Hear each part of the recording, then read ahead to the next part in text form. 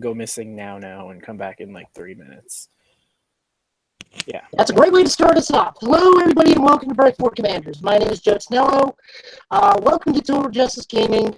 We are hosting the Hero World mod stream with myself and the other mods and our commandering officer, I guess we'll call her that, Rachel. Rachel, take it away. Hey guys, this is your local admin of Hero World, Rachel. I'm also the manager over the Card Academy, so if you guys order from us, then I'm probably one of the two girls there filling out your orders. Hey, and today we're here with what's hopefully going to start as a monthly thing, where we want to do something as a community. We wanted to give you something besides just maybe a tournament, or something that you guys can actually participate in. And one of the things that we thought were always just great to watch was when the main BuddyFight group was doing their live streams. So we're going to go ahead and do one now. And about every month or so, we're going to hold polls to see if you guys have ideas that you want us to cover and all that. And while the leading topic choice was an archetype specific discussion over the new fleet attribute and the new deck that's coming out with Satsuki and all that, unfortunately, those cards aren't really out yet, and we need more. And some of us have access to that on BuddyFight area, but we're going to need more times to play test with that and more times to get used to it. I know, especially me, I can't just pick up a deck and go into a tournament. I need to actually grind it out for at least a couple of weeks.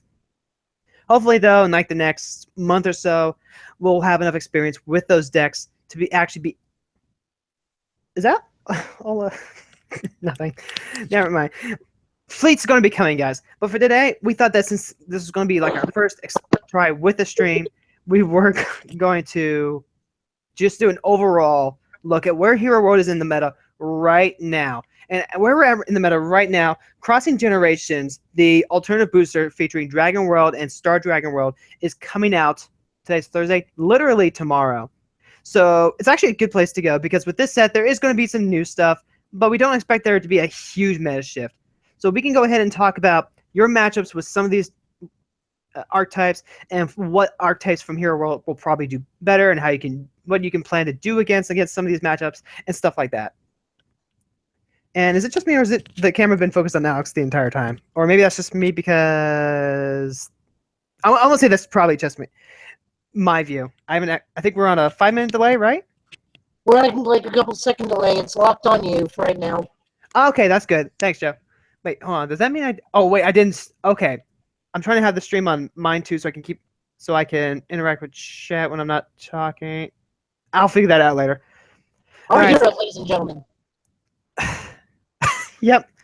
Fearless Commander right here. Okay, guys. So the first thing we're going to be doing, we've already introduced Joe and me. And so I'm going to go ahead and introduce you to the other two moderators that we have with us right now.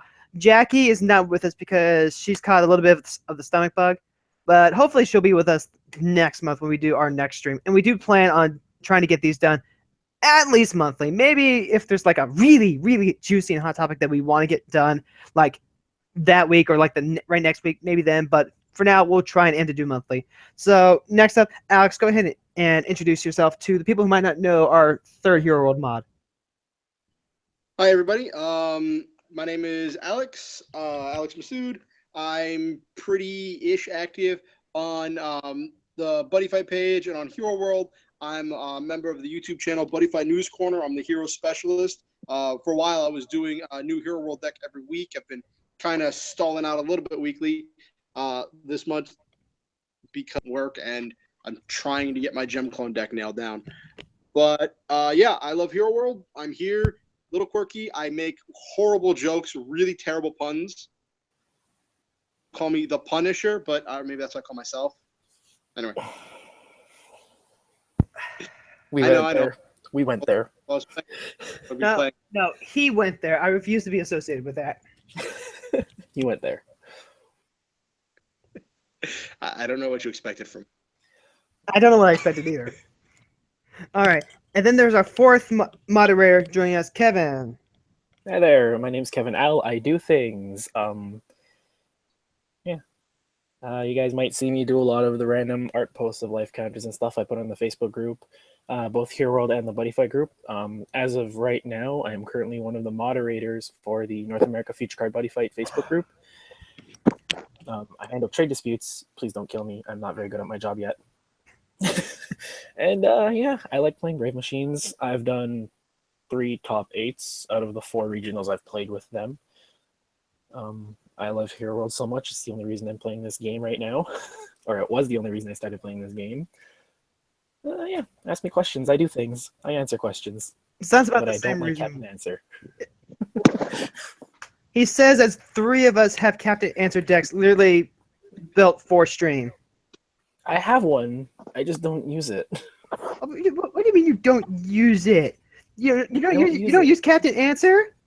Okay, to be completely fair, I don't play superheroes outside of Guy Grinder. The thing I'm most commonly known for is Guy Grinder, and I don't believe in the other superheroes for stability reasons. That's fair. I actually don't mess around with the Brave Machines as often as I do with the other decks. I've always got the pieces for at least one, so I always keep at least one built. But it's definitely not my forte when you compare it to something like Dark Heroes or Frills. Yeah. Hell, even the superheroes. I love that Red Arthur deck that I made when it first came out. It's actually something that's going to get some nice support with that new set. But we're not going to be talking about the new stuff per se when we have this meta discussion, because that's really not going to be relevant until we have an announcement date. And even then, at the point that it's come out, we're going to be looking at the autumn-fall circuit for the BWC. Yeah? Yeah. So right now... So everyone out there who wanted to see the fleet discussion, I'm sorry, but... Actually, no, sorry, not sorry. Okay, you're not sorry. Sorry, not sorry. No. I played like 5 trash games with my boyfriend on BFA, and the deck is definitely interesting. Has some interesting sequencing. I actually had to go back and rewatch the episode just to get a better idea of how I might be supposed to be playing this deck correctly. Anywho, so guys, for the purposes of this discussion, we want to go ahead and define what we mean by meta. Because a lot of times when people say meta, they're really talking about like the tiers, you know, with this top tier being the meta. This is what you can expect a lot of people to be playing. Last year, that was Shades, Fifth Omni, and stuff like that. Then after the Climax pack came out with Dragon Fighters, then we got Vortis, Dual Jaeger became really big, Frozen Fate became really big, and that's why we now have so many cards that have to have the Rider clause, oh, and this can't be nullified. So much text that... So much additional text that we have to add on now to make sure that things work the way they need to work. Because it doesn't help to have this really big hyped Crystal Dragon if they can just go Frozen Fate and turn off his Soul Guard. Yes, they can. It's called You Didn't Find Your Shoes.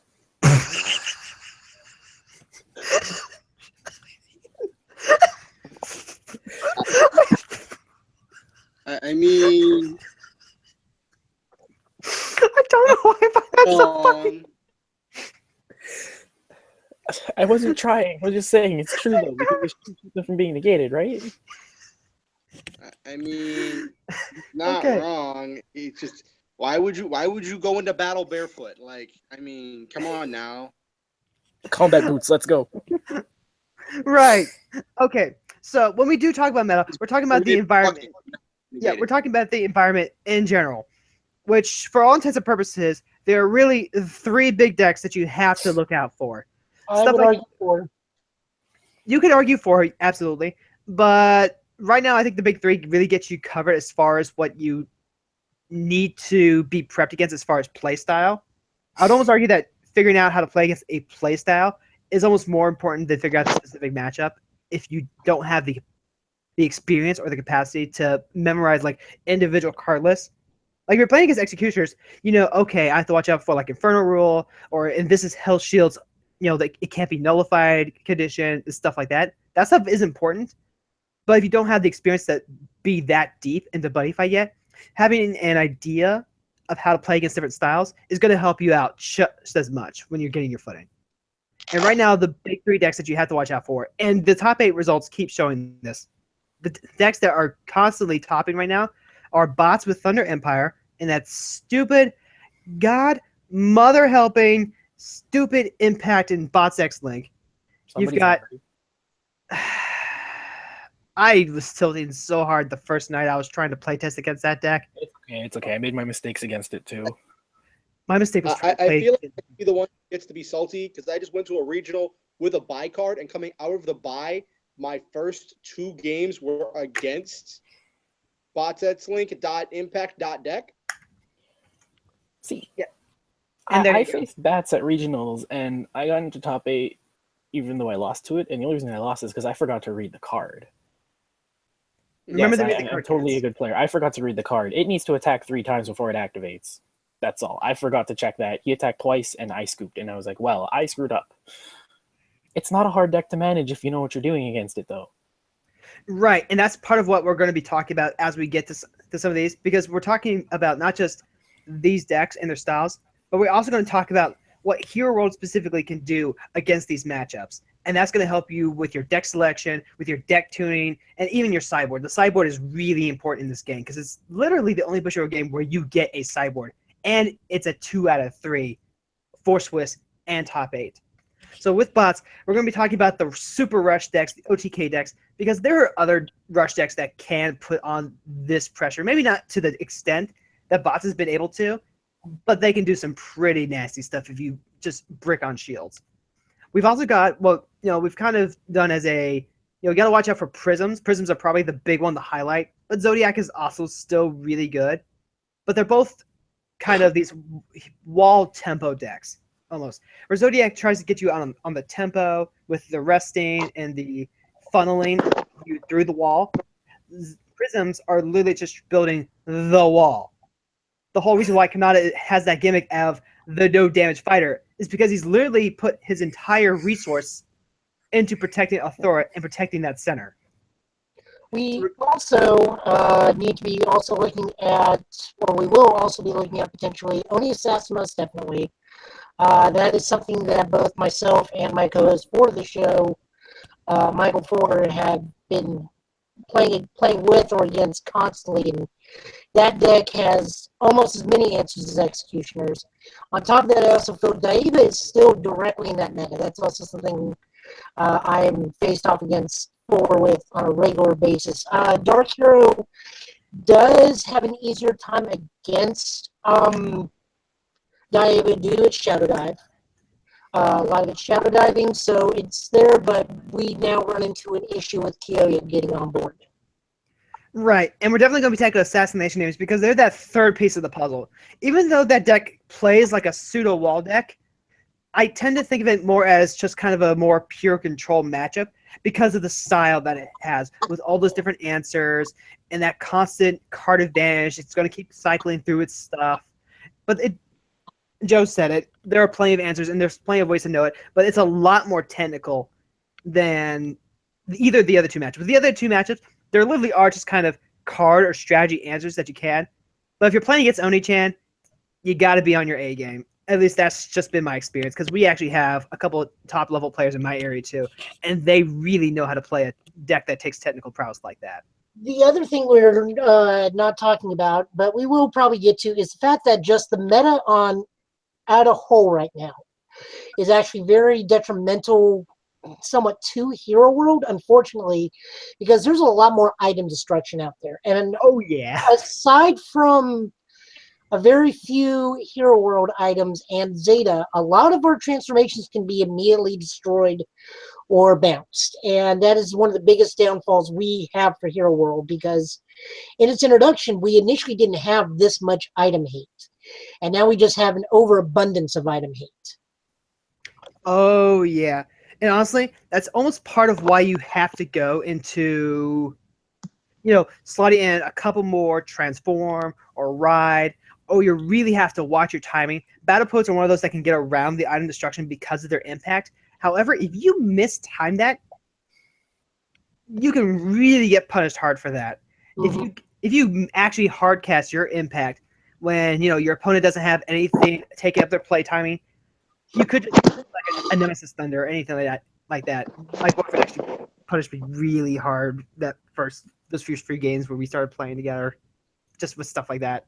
Sequencing is going to be another really important thing. Right. So I was going to say, why don't we just go right down the list? We're talking about bots first. So what can we do, and what decks do we think will be the most formidable against bots? I think the best way to go about this is just go ahead and share some of our own experiences. And the way that we had this blocked out, we have about 45-ish minutes. We'll try and to keep this around 12 minutes per. That way we can have some leeway. And my experience with bots, has just been, there's two ways to go about this. One, you write off game one as just a loss. You just accept the fact that they're going to cheese you game one, and there's literally nothing you can do about it unless you just get a really good opening hand. The problem with bots is that it has that stupid ass bots X link spell. That's really what it is. Counter speed, check top three, grab any card, add it to hand. The other two go to gauge, and you know what? Just to give you a little slap on the face, get an extra life. Honestly, to get the extra life is just the gives you a life. I didn't know Batslink gave you a life. It gives you a life, yeah. Yeah, they slide out of impact range in a lot of matchups. Yep. I see. I did not know that. That okay. It's so often one life is the biggest tempo swing that can keep you from living that extra to killing them that next turn to having just lost the game because you can't live past that turn. But the thing is, I see it differently because like the bats game, like game one, you don't technically need to write it off completely. The reason why the deck is so intimidating is because of the excellent grading. It's just because it's freaking shield world.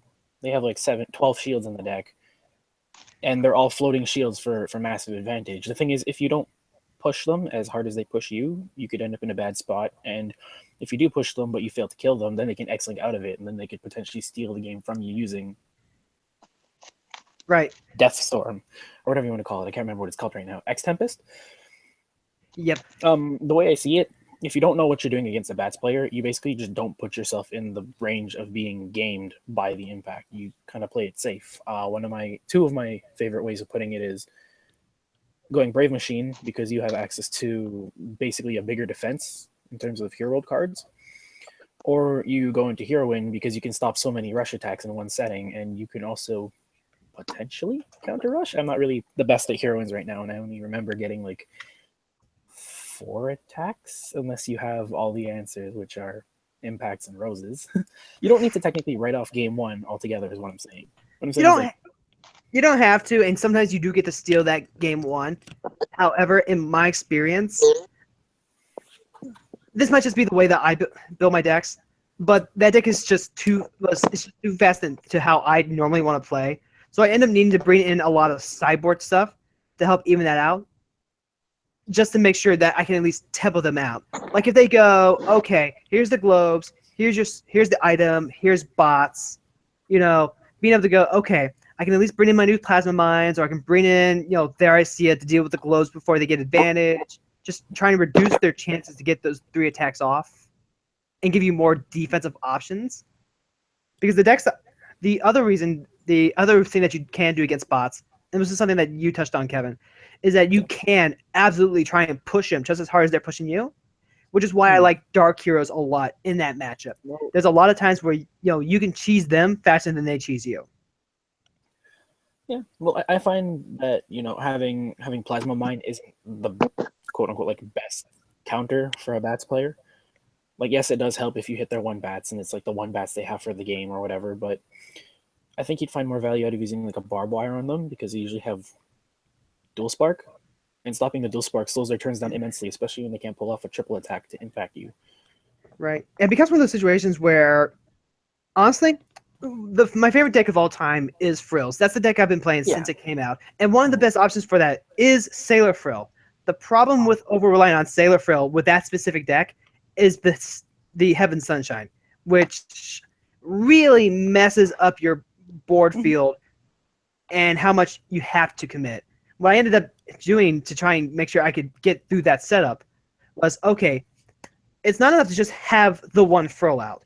Like sometimes you would go ahead, just play your 1 frill, make sure that she's set up so that you can vantage her back.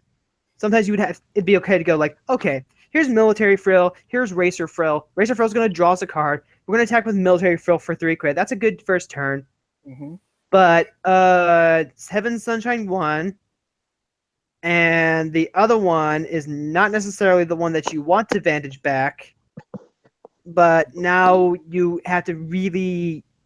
It puts you in a really difficult position to actually get your vantage and you're going. So you end up having to go to deal with situations like that, though. Sunshine's a real... We have Sailor Barrier, and we have Max Vantage X2. Like, we have Lost Memory for the Destruction take. Oh, you absolutely do. But keep in mind that Midnight is 2 gauge, to actually get that off, which until you've seen your party frail or your hyper energy can actually be a lot. Well, No, yeah, but you're right. You're right. There definitely are answers. But the thing is, it makes your opponent think. If you're saying that you're going to lose like your racer and then they're going to leave your military, you go mid, lost memory, you take back the racer, and you have a play for next turn now. Your opponent puts himself in a bad position for you to gain advantage, even though they're gaining advantage themselves. But like, it's up and down. You're right.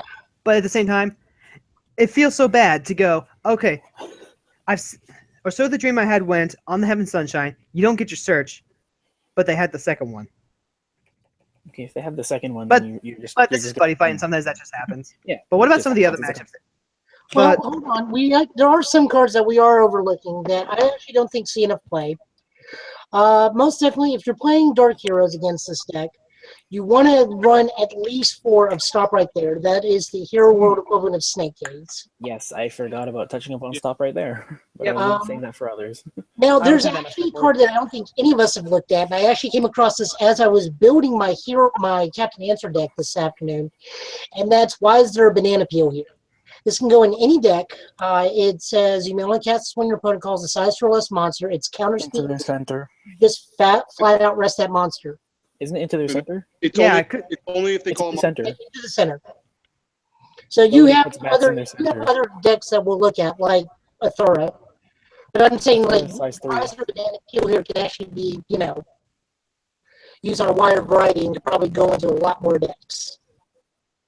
I don't believe in Banana Peel being viable anymore, to be honest, because like everybody plays around it. Athora is a size 3, so it goes over Banana Peel's size restriction, I believe. This is true. And then Bats is always called on the sides.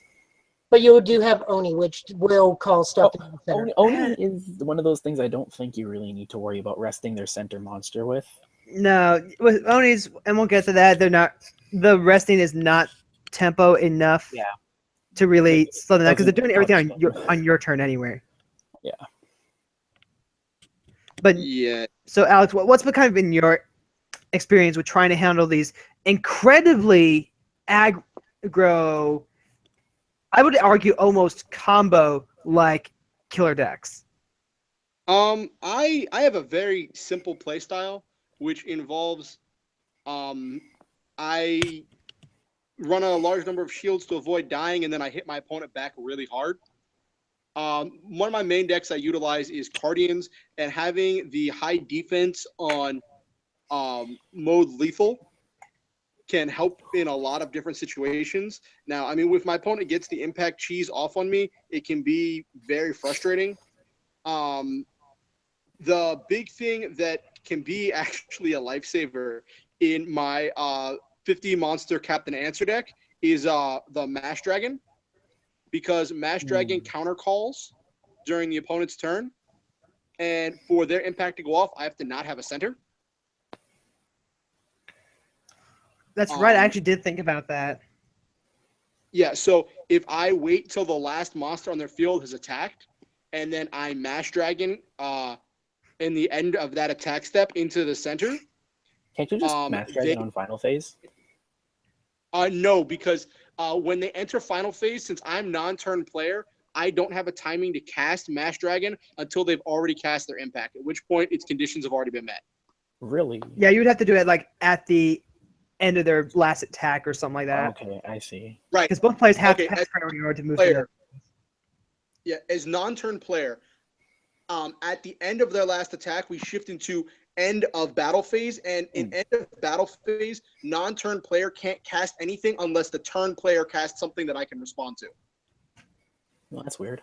Yeah, like if they go clear Serenity or what have you. But yeah, I actually did think with all of Mash these Dragon. phases, when you go into the end of each phase, we go to the end of each phase. If non-turn player can't cast a counter, it doesn't have a play timing unless turn player activates something. Let's see. Oh, that's just a tad on my end. Okay. So that's surprisingly effective, especially because of how hard and fast the Captain Answer deck hits, and also the tendency that Thunder Empire has to leave themselves open. And obviously with Dark Heroes, there's impact cheese them really, really hard, really fast. In against Oni Assassins, the Chan deck, that's very frustrating because the amount of item destruction that they have, their ability to destroy the item and then just plus off of it hurts, which is why Guardians and Zeta do not as terribly, because their items can't be destroyed. The one deck that is actually surprisingly frustrating to fight against, believe it or not, is Bang Jaeger. I don't know if you guys have fought against the Bang Jaeger deck yet. Is that the mill version? Yes. Okay. There's a person. Can't say enough. There's a person in my area that can Bang Jaeger on usually the second turn if they go first. So if they go first on their second turn, they can Bang Jaeger. Mm-hmm. Interesting. Twice. That's totally fine. That's fun. No, but on that note, let's go ahead and start transitioning into those assassinations. If we're gonna transfer, let me just say something about bats, though. The one thing if you guys are worried about it, like I said, play kind of safe. What you do, basically what I've been doing and what's been working out really well for me, like really I faced bats like 3 times and I play tested against it for a couple hours before regionals, was if you're really worried about whether or not you can kill them, you put them at a life break until you can safely burst them down. I know this is something that people probably already know already. And you go, Kevin, what are you talking about? Play it like it was Kaiserian era again. And that is the cancer. Because if you put them at the 6 life or the 7 life or whatever, and they don't touch the 4 for the triple attack retardedness, then you're fine. You can kill them later, and they'll die, hopefully. Yeah, and we are one of the few worlds that actually do have a way to negate spells. Yeah, and you have a lot. Hero just has a lot of aggro burst potential. That's why it's such a big thing. And at least with Thunder Empire, their shields don't have they can't be nulled condition. It's not like Sun Dragons where you might actually have to do a little bit of board control before you go triple link attack. If they shield, cancel it, that's lethal. Also, all of the bats, okay, not all of them, but some of the bats players I faced beforehand were pretty bad. I don't want to say that out loud, but it's because my opinion, purely my opinion, right? If you're playing bats, you should be playing Drago Desperate, and nobody did it. Drago Desperate is actually great. Oh, that's so good. You pay life. You life break. You need to pay life, and you need to rest things. Why are people not doing this? I was always wondering why Fifth Omni wasn't main board Drago Desperate.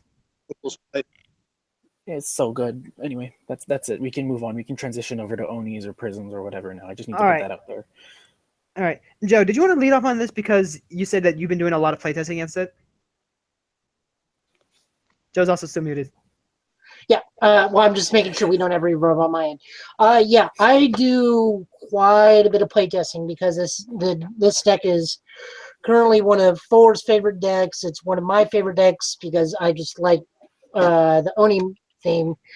But I also like playing against them because they have so many answers.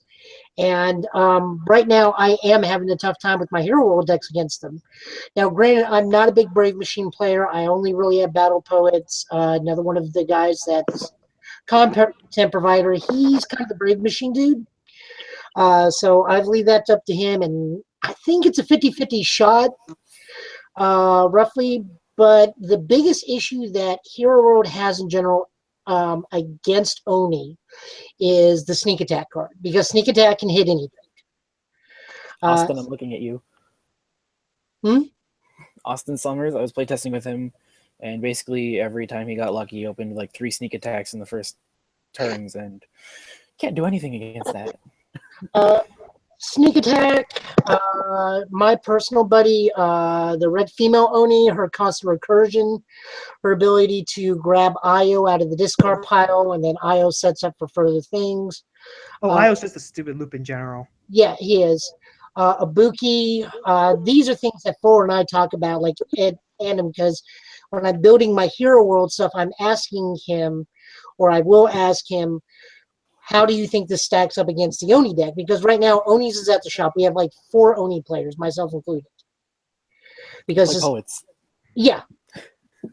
And right now, Hero World is pretty much just down to me and Trey, but, you know, we still use it the best we can, and they're in our gauntlet matches because we want to see what it does against each other's deck library, and pretty much everybody's deck library is pretty much the current meta. That's a touch of subjectiveness, I said. Hmm? You could also play Guy Grinder. You could also play Guy Grinder as a counter towards the Oni matchup as well. Because Guy Grinder has the counter timings for battle phase on your turn and your opponent's turn. And it's innately going to play Gear Drake, which protects you from the sneak attack. I have not tried Guy Grinder yet. I'll be honest. I'll probably actually do that this weekend.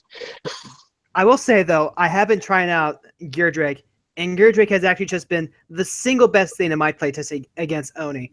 More so if I'm in, like, the Kaiserion shell, which is already really good. But you have to look at the other thing that Oni-chan is using to help their setup, and that's the Hades Fall set spell. Because it literally just, they'll go, it really depends on how well your Oni-chan player knows your deck and what you like calling out. But it is just the thing that gets the ball rolling. Even if their hand is just kind of mediocre. Gear Drake, at least, can protect himself from the Hades Fall, even if they know that's coming. You can play like a Fire Brigade and refill the soul if you need to, or what have you. But if they don't actually have anything to try and pop him at least once, he's protecting that item for you. And if you find a way to give your item crit, like, I don't know, Arduous Training, let's say, the penetrate and the extra crit stack becomes really hard for them to deal with. It does. It absolutely does. Like I said, I have yet to test Guy Grinder. At the moment, I was kind of waiting off in the wings until the new set dropped with it, but I'll give it a shot. Cardian got quite a big bump because of promoted pawn. You're able to pretty much turbo right into turn 1 lethal mode. And that does help out since I believe lethal mode can't be destroyed, so you don't have to worry Yeah, it can't be destroyed. too much about sneak attack. So that does alleviate some of your issues. Well, you'd have to worry about them responding to belt with sneak attack then, wouldn't you? Yeah, you do. Yeah. Well, Yep. Yeah. oh.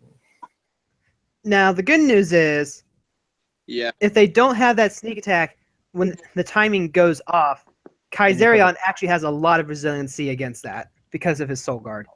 No, you don't. No, you don't, because then they go Eerie Wailings and you lose all your setup. Eerie Wayland. Yeah. Yeah, the impact that says either put a bunch of soul in something or take everything soul away. Wait, does that hit other things? It hits everything on the board. Basically, all in the field. Yeah, I'm sorry. I have a lot to say because I've had a lot of experience with. Go ahead, These Kevin. matchups. Because apparently my Oni-chan player wasn't good enough to really realize that he could actually do that. Yeah. Well, the thing is, like, it ends up being a really technical matchup when you're playing against the Onis. You're not wrong, but the thing is, it depends on what you're playing, where it becomes a problem. I personally was playing Poets. I tested against Onis for like 7-8 hours, using solely Poets alone, and switching to Guy Grinder every now and then to get a little fresh. The thing is, like, when you have an impact like Lyric Over, it puts your opponent in a position where they're trying to bait it out of you, and you're trying to bait them into letting you use it. It basically comes to the point where both of you figure out that it's kind of irrelevant and you go focus on trading blows or trying to end the game at a certain point in some respects. And then when you're playing against a matchup using like Guy Grinder or something, your opponent is basically just trying to keep your item off the board as much as possible, and you're scrambling with all of your life to get that analyzed form out there. You get the analyzed form, and then they can't do anything silly during their turn where they go like, oh, I'm going to try and counter you here. You go, no analyzed form. And the defense buff, which saves you in the long run. And both decks have the advantage of having the innate penetrate, which apparently was something that Onis were really having problems with. I did not know this until I played it in regionals. It was round 3, and it was like, oh, I beat the Oni player. He's like, why? He's like, 5 crit penetrate was scary. I was like, how? But that's why all the Oni-chan decks were running benefit. Because they literally get rid of the monster attack target as it costs. There's no way to respond to it. Well, yeah, but if they don't have it, all of them were running it at the time. Like, the only person who was running it that day, I think, was maybe Austin. I don't know if Joel was running it. I don't remember seeing it. Well, then everyone got good because we actually saw it at the store. Started playing it. Yeah. And then I watched a Cardian matchup. Go ahead, Ox. I watched a Cardian matchup against Oni player. So all of you know by now that Toronto, there was a top 8 Cardian player. And I watched him play a bunch of his matchups, and it was really, really awesome. But I blink, and I see, like, double lethal, like sword lethal on the board, and I was like, what just happened? And did the Oni not have an answer to that? Basically, they got over pushed for some reason with like resources or pressure, or they both didn't know what place to make, and it just kind of happened that way. But Cardian does have a good matchup as long as you can get rid of their what is it? Their sneak attacks. As long as you can do the sneak attacks, you're fine. Guardian does surprisingly well in the meta. It does. Like I'm still baffled at how good the deck was. It was just a lot of neutral wash trades or whatever, and then going into like good plays. Because like I watched the guy play Prism versus Prism, and he sided in 2 Wakey Thumbs, and he got draw 4 off of 1 turn. I was like, what? What? Yeah, like he sided in double Wakey Thump in Cardian, and he went against Athora, Secret Pack Athora, and he goes, attack for 4, gauge 4, draw 4. I'm like, but you don't get penetrate. He's like, I gained advantage. That guy's my hero. I like it. Okay, all right. Need more Wiki Thumbs. Okay. Yes, get more Wakey Thumbs and embrace the fact that Lethal has 11,000 power. Because like Athora has base 7, the shoes put him up to 9. So Yeah. like even with the counterattack, they give him up to 12. But depending on your build up, let's see, doesn't Buildian give him plus 1 Buildian power gives penetrate and +1 power. Exactly. That it works. Yeah. Yeah. I Basically, have a lot this format is like against Onis because one of my teammates plays Onis, and it's Cardians are surprisingly effective.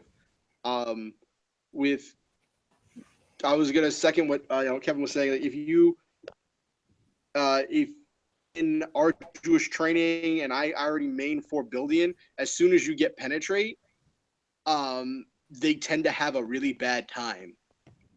Kaiserion, on the other hand, gets eaten alive. Because I don't believe in arduous training being a card, to be honest. Mhm. I personally don't believe in arduous training to be a very good card, even though everybody hypes up how good it is in Hero World. Again, just my opinion. Well, let's go ahead. Let's go into that a little bit. Why not, Kevin? Well, it's basically it's just being used Yeah. as an aggressive card, and I don't remember the cost. Was it 1 gauge or 1 life? Someone refresh It's 1 me. life. One It's life. Okay, that's 1 life you can't afford to pay sometimes in this game. I hate paying life. I've hated paying life in Yu-Gi-Oh! I've hated paying life in. I hated paying life in any game pretty much. Like I'm learning now for BuddyFight. Holy crap!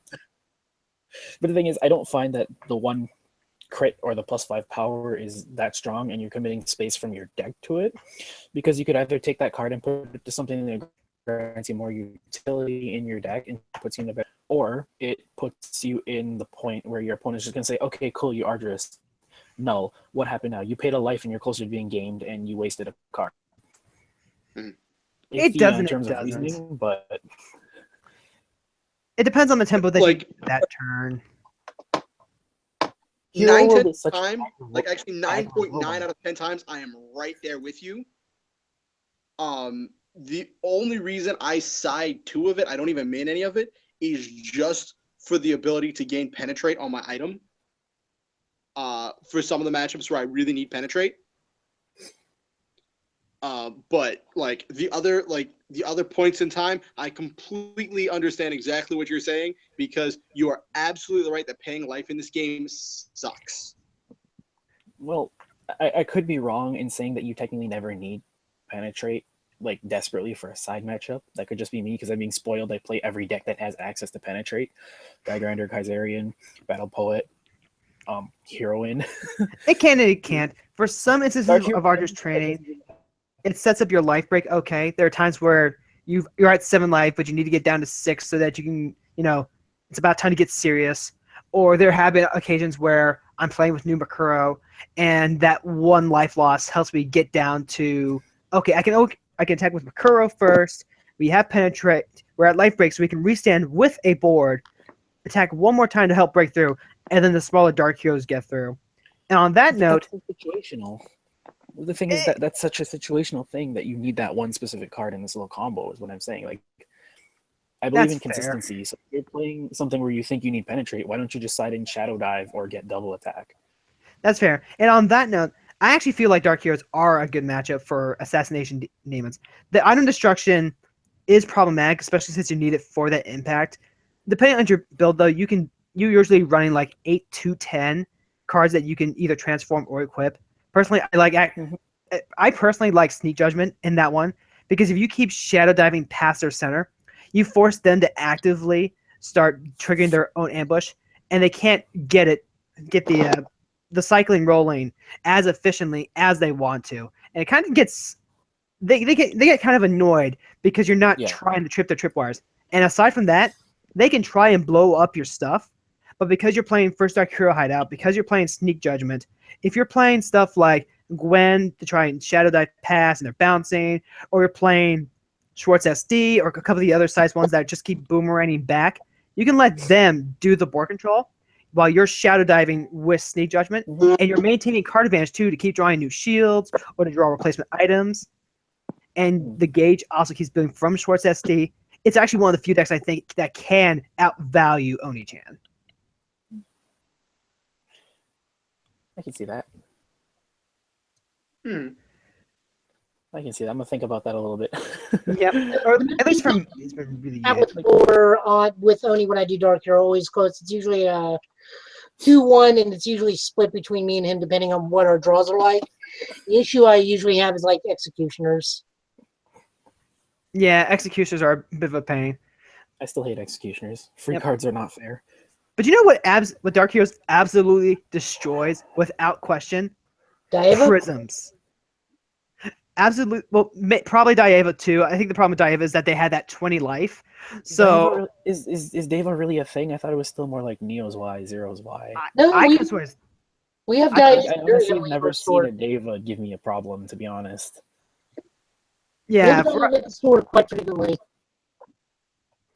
We'll have to check the listings. Then Bushiroad doesn't actually publish their field percentage anymore, and I'm actually kind of sad that they're not doing that because it actually gave me a better idea of what people are still trying to play in Swiss.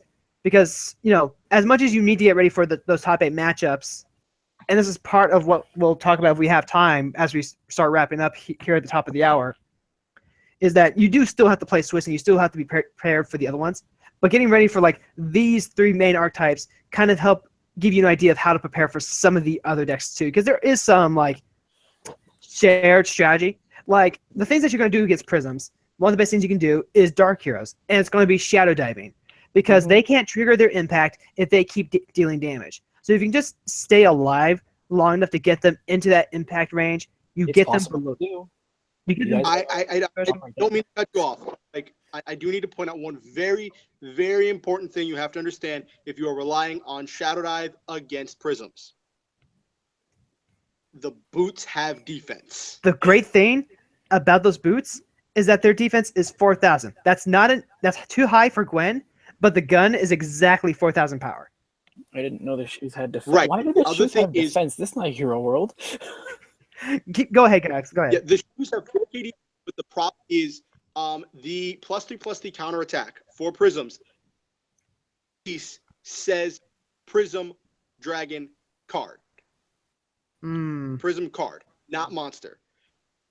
Which means until Bushiroad erratas it, because I do believe the Japanese release specified monster, but the English release says card. That can be used to buff their boots up to a 7K defense and allow them to counterattack with 3K power. Well, that ain't right. That is one of the issues I ran into with testing Dark Hero. That's certainly a fair thing. Fortunately, this is why I personally, in my build, run a couple of extra hyper energy to help facilitate a couple more, or so the dream I had went. Because you just keep link attacking, you get like Gwen out here, Gwen to your left, Gwen to your right, get your Sneak Judgment. Your link attack Shadow Diving for like 6 crit. If they have anything to try and defend against that, you negate the spell. You just get them down there. They can't get their impact off. You get them in impact range. But our local Prism player hates that matchup because I just eat him alive every time.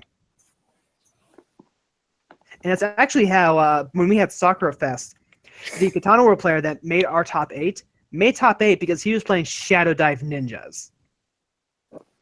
And he was eating Prism players alive all day until his deck decided to brick on him in top 4.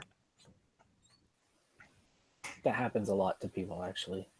It does. Turns And out, top four being a more of like a win by not getting cucked by luck, and like winning, and not winning by skill. To be honest, it unfortunately it happens, and it gets especially highlighted in those top 8 games. What are you gonna do?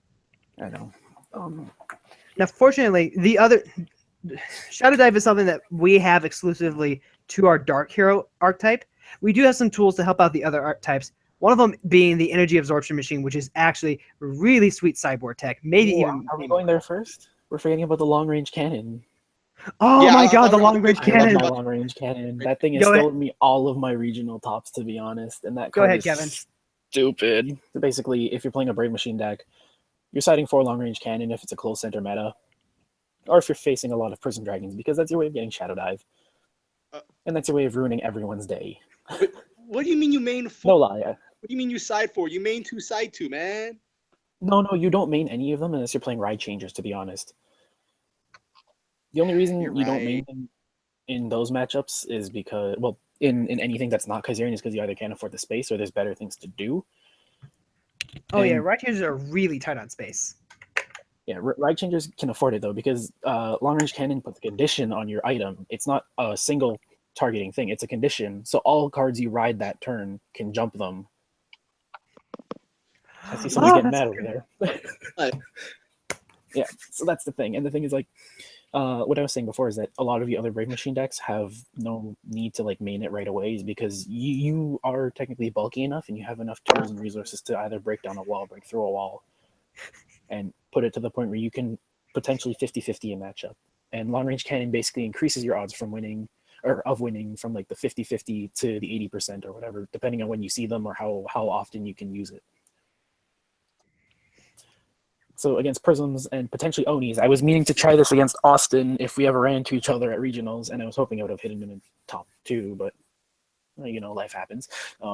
I put in long range cannon, and it won me all 3 of the Prism matchups I went to. 2 of the 2 Prism matchups I went into. Battle Poets I also drew it just have first a turn. much easier time against Prism because they can hit those offensive numbers too. Even before sideboard. What? I couldn't hear you. Can you repeat that, please? Even before sideboard, I feel like Battle Poets are just one of those things that can actually really wrestle with Prisms. I picked Poets specifically to counter the 2 decks that I thought would scare me that day, and it was Bats, because I go, oh shit, Bats can hit me, I have to impact to get over him, and oh shit, a Thor can hit me, I have to impact to get over him. And then I went, cool, I can long range cannon a Thor to death, and it didn't happen. Yep. The other thing that's really funny too is that sometimes if you just get enough impacts stacked into Battle Poets, a Thor can't hit you. Yeah, that's the thing. That's the point. That was the goal, but it never happened, and I didn't have Fire Brigade. But if I did, it probably would have been much easier. Well, unfortunately, you didn't have Fire Brigade at the time of your original, from what I remember. Well, yeah, I was like begging people, and I was like begging everybody to find me Did it come out something. that week? I thought it came out the weekend after. It came in the weekend right before. Okay. Well, then that was the just weekend bad before luck. regionals, because I was like earliest of May, and I was like, oh. But the thing is, like, Poet is a very, very strong deck for this format right now, especially if you get lucky or if you have a lot of access to the tools that the deck offers and you know how to play it really well. I mean, it's a bit skillful, but you don't always have to rely on the impact. But the thing is, when the impact gets set up and the deck gets set up, you steamroll everything, and everybody's just scared of you. I was the guy. Everybody was saying 5 crit penetrate is not friendly. I was a thing that day. I have never been prouder. Good job, Kevin. Okay, so Thank you. Brave Machines have the easy button of long range cannon. Basically, Everyone else Dark Heroes have the easy button of shadow diving. Everyone else basically has to work for it. And that's where we get into Soul Absorption and Energy Machine, basically being your go-to staple sideboard card, maybe even main board, depending on your meta. Or remove. Remove is definitely a good one. Depending on your personal preference, because Soul Absorption Energy Machine does give you the life buff and also kills their gauge, which we've seen that Prisms are extremely gauge hungry. A lot of the issues that, you know, some of my players that aren't as good with Prisms is that they don't have the gauge to rebuild as quickly. You know, I actually had someone scoop as soon as their first turn to Thura got Antimatter Cloud. That's the thing. What do you do? What do you do against first turn antimatter cloud Well, when you you just set put your up whole thing? again. You have more than one size 3, and you have mystery settings, so you set up again. You can try, but you just went first turn Athora, counting on Athora to be able to at least help you get your other setup cards on. Because remember, a lot of those other cards need you to have size 3 prisms in your center in order to actually go off. And if you don't have that, it's going to be really hard to get back into that game. I'm thinking optimistically though. No, it's good to be optimistic. At the same time, though, get ready for game 2, boys. Yeah. So we have Soul Energy Machine. That's some good tempo. Remove is a good generic card. Good luck finding one, though. Our store sold out very, very quickly. I do think Soul Absorption Machinery is more of a better play for a hero player, despite the fact that it only gives you the 1 soul removal. That 2 life acts as a shield. Yeah, the life and the gauge screwing, basically. But it really depends on what you're facing and what your meta is like. When we were talking about meta earlier, I think I missed it. But basically what I would say is what most common you see in your area would be defined as what your meta is, and it's not just defined by the top decks. Exactly. There's your local meta, and then there's the regional meta, and you do have to be able to adjust for both. Well, the thing is, like, sometimes it's both the same thing, but it's not always 100%. Yep. But yeah, so it's basically on meta preference or meta and personal preference on what you choose to play between remove and plasma absorber. But right now, my personal opinion would be plasma absorber is the more solid. Gets you out of death range from both the top 2 of 3 top decks in the format, being bats and prisms. Yep. The only other thing I really have with prisms is my own expertise of frills. Angel Frill actually puts in a lot of work in stripping out a lot of that soul. You still have to get over the Athora wall like you normally would. But between both Angel Frill and Hakurun Frill to help try and get that control going, it becomes a lot easier to try and get over that wall. It's kind of 50-50 in that scenario, though. That's whatever. Joe, what do you got for us? Police Frill. What's that about Frill? You have Police Frill. You do have Police Frill. Police Frill is actually your go-to sideboard card. You take a Hakurun Frill out, you put in Police Frill, and she gets around Athora's can't be destroyed by monster effects. What do you got for us, Joe? For me, I really don't have too much of an issue with Thoras. I just pretty much play the Link Attack Shadow Dive game with my Dark Heroes.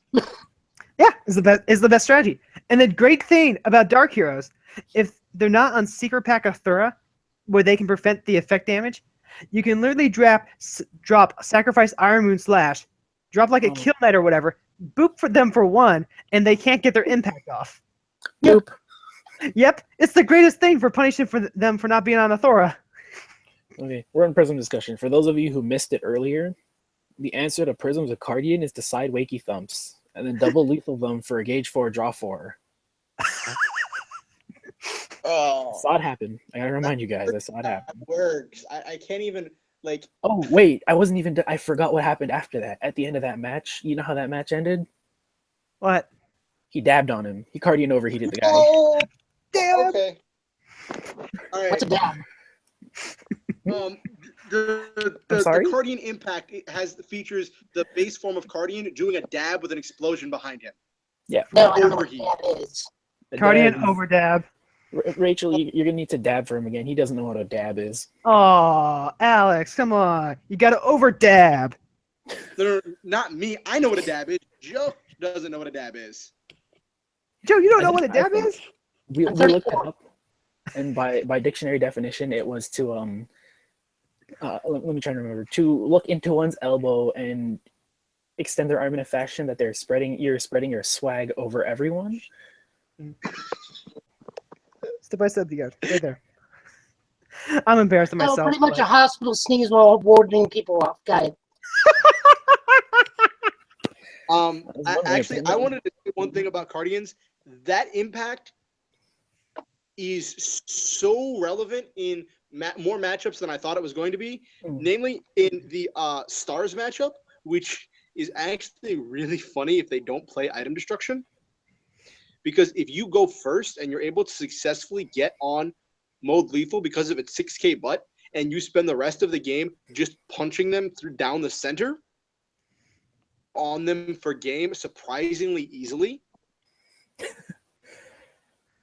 Yeah, actually, that's kind of one of the more relevant matchups. It's one of those decks that's still in the top tier, but it's going to be, I don't want to say pushed out per se, but it's going to have a much harder time because of all these things that keep getting that can't be nullified clause. I think that the format or the game itself is moving towards a whole, I'm going to be able to nullify and destroy things, because you've seen it in the new Schwarz, and you're seeing it in a few of the new spells that come out. And what's worrying me most is basically that the overabundance of nullify and destroy card effects, which is going to ruin the game for me, in my opinion. It worries me to some extent, but Well, if you think about it, we have Hyper Kaiserian right now, and he goes, I have 3 soul, you can't take my soul out, and I'm unstoppable. Your opponent goes null and destroy. You lost, let's say, 4 gauge and 2 monsters plus all your soul. The it setup concerns me. It concerns the me. payout. It does concern me. At the same time, though, this does feel like a more fleshed out year. Last year, they gave us nothing but the bare bones skeletons of a bunch of brand new archetypes. Like Katana Warden and Blade Beast, the literal bare minimum of what you needed for a deck. Frills came out, and it literally was, okay, let's go ahead and pick everything but 1 frill, and those are all 4 ofs and all that. Battle Poets literally just had the 3 monsters, plus your impact and stuff like that. It's literally 4 of dot deck, maybe some tech options. And with this, it feels like they're finally fleshing out a lot more of these decks to be a lot more malleable to your preference. It's not just, okay, this is kind of, you build battle poets this way, you change some of the ratios up, maybe a couple of tech options to fit your preference, but for the most part, it's going to look like this almost all the time. So as we get close to our wrap-up, guys, the last thing I want to go ahead and touch on is just what kind of decks and which of the decks in general we've been kind of talking about recursively and how they, what they really kind of, we're basically just going to highlight the decks that can compete against these kinds of top tier decks. And a lot of the ones that we've been highlighting have been Battle Poets, have been Dark Heroes, and have been Cardian. Apparently Guy Grinder.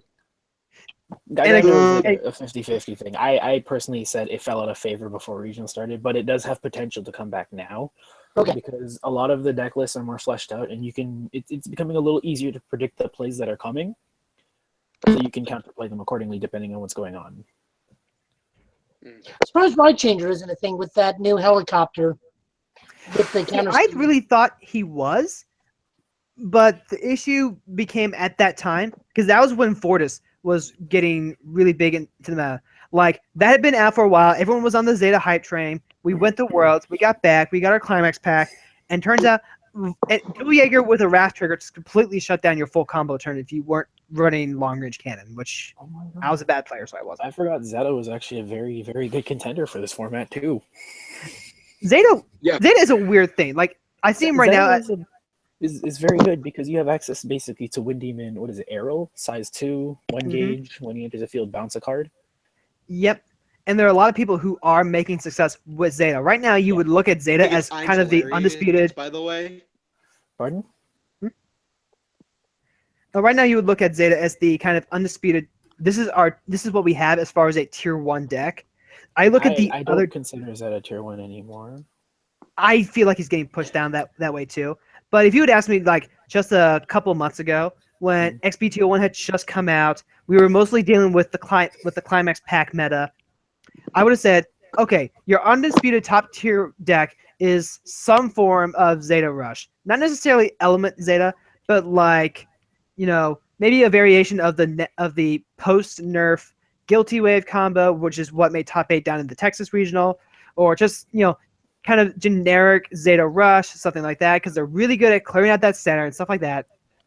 And everything else is a really good, solid tier 2. And when I kind of define tier 2, I define those decks that they're really good and they can compete well against the tier 1 decks, but they're missing those pieces that just push them over the top and make them feel ridiculous or silly. Kind of like what Zeta missing the new Hero World booster. Yeah, it's basically missing the new Hero World booster. Like, I feel like the new Hero booster will push a lot of those decks into that top tier.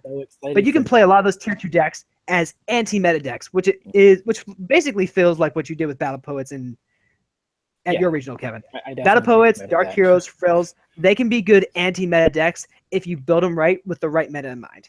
I personally put like most Dark Hero builds as like a 1.5 on the tier list because they're very cost efficient with their items, and Zeta's a dick. Right, but I don't like doing that like half tier thing. Well, I do half tiers because it's a way of saying that this deck can contend very well, but it's got the one thing that holds it back from unleashing its full potential. You look at Zeta, and basically the deck is a giant glass cannon, and it's over reliant on the one phase. You run into a Zodiac player, and you get shot. Well, that's why I like having the way I kind of define my tiers is I've got like a 4-tier system.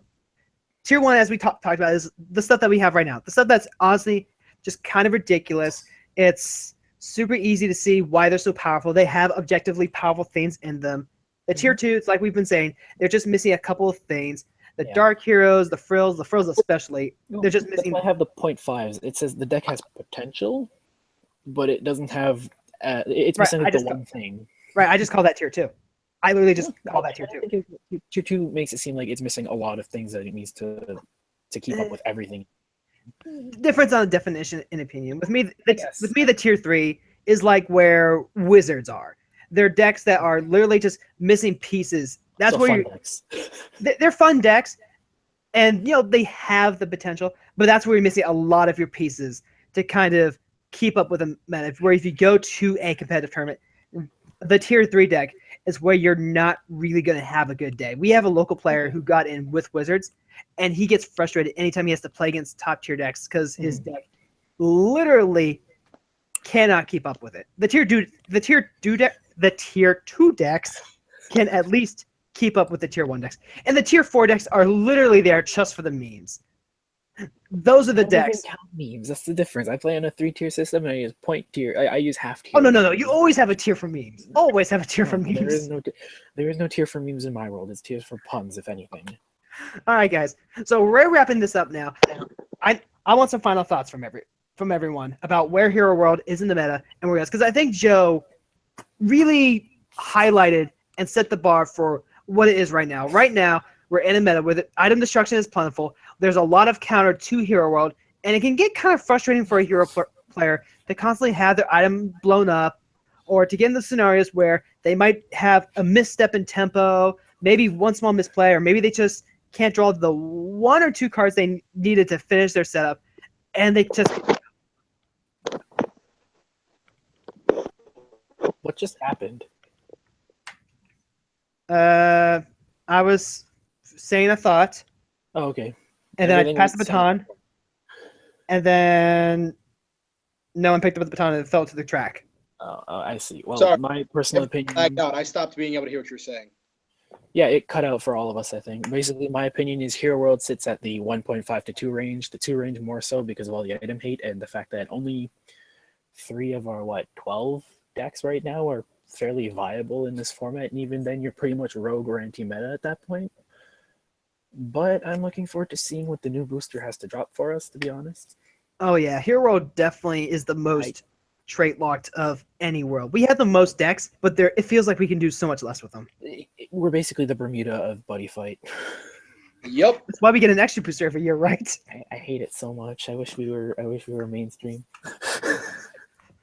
Like, at least we don't have to get wedding dress rare. Well, we're getting... I'm waiting for Sporobo rare. So what we're saying is wedding frill. Well, we're getting alternate art SPs already. That's close enough, right? Or we're getting signatures. Oh my God. I guess my opinion on where Hero World is right now is that we are... Like, I agree that we're definitely in the tier 2 range, like between tier 1 and 2. We have a lot of really great options, and I feel that it's a world that you can't pick up unless you know what you're doing, which is kind of frustrating because, like, for newer players or less experienced players, trying to pick up Hero World right now can be super frustrating because so many things destroy item. There's so many answers, and that's one thing that, like, can be difficult to deal with. But the one thing that I think about with this Hero World extra booster coming up is the thing that completely and utterly broke my heart. Not a single card burn. But Brave Hainer is Brave Machine support. That card burn can Cardburn run. doesn't deserve support. He's overdone. That's my opinion. Everybody else got something. I just wanted one card. See, this is where we could call Bushiroad out and say they were lying and say every deck gets support because Cardburn. Yes, they did. They said every deck would get one card, and we did not get a single card burn. And then they cover their ass by printing Brave Machine Hainer, and that instantly covers all of the Brave Machine decks forever. Except for Cardburn, because Brave Machine Hanger doesn't really apply to Soul. Cardburn doesn't really need Soul. Yeah, I was going to say, Hanger doesn't actually do anything for Cardburn. I actually completely forgot that it put it into its Soul. And I was playtesting that just a couple days ago. You get 10,000 years too early or something like that, and that's your best Cardburn support for the set. Oh my god, that card is so good! That card is a meme. 10,000 years is such an amazing defensive card. I don't like it's restricted to attacking you alone. Yeah. Yeah, but that's where you get into a kind of a personal preference thing. Like, if you're playing Dark Heroes, you're obviously not worried about them attacking your monsters. Because what monsters?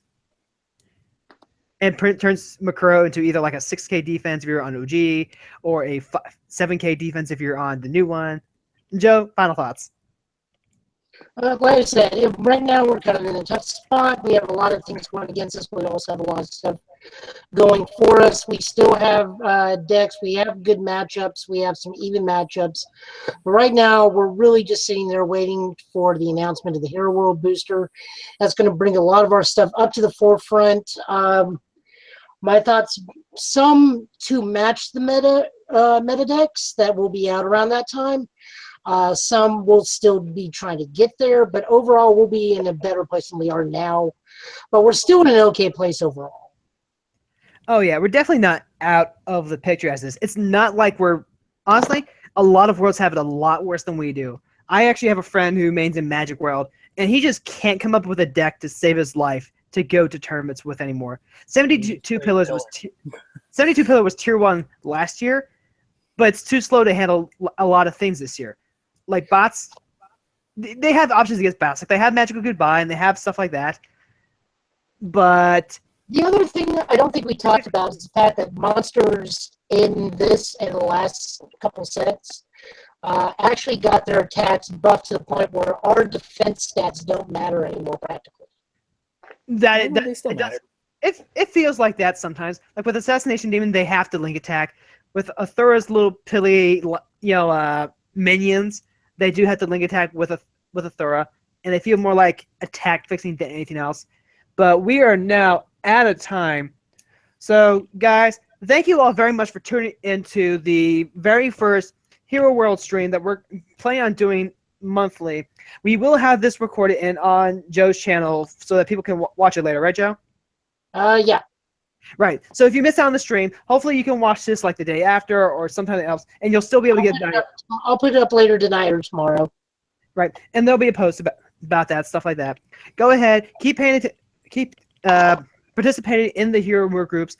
I love the discussion and the sharing and the help that everyone's been going. When I made this group last year, just because I wanted to have more people to talk about Hero World stuff and to get some more Hero World help, I had hoped that we would actually be able to hit this world, to hit like these numbers. We've only just recently gotten over that 100 mark. That's let me go ahead and bring these guys on as moderators. But, honestly, I just wanted to make sure the group didn't die from a lack of activity. It definitely slows down when we're not in a spoiler season. We just had our whole booster revealed, so there's been a lot of flurry and activity. And then once we finally get deck building, there's going to be a lot more activity there. But I want to go ahead and thank every one of you that's come into the group, that's been very helpful with helping the newer players, helping with suggestions, following the rules, being friendly, and all that. Thank you all very much. And it's because that we've been able to get the group to this size that we can start doing fun things like these streams. So, Kevin, Joe, Alex, thank you all very much for coming out with me today. Hopefully next time we'll have Jackie with us too, make things just a tad more balanced. Until then, guys, this is your Commander Frill, and we're signing off. Say bye, everyone. Extra timestamps. Good night, everyone. Night. We need to work on a sign-off tag. All right, guys. Thank you for watching Brave Fort Commanders. We'll look forward to you in a month. Till then, believe in justice. Same.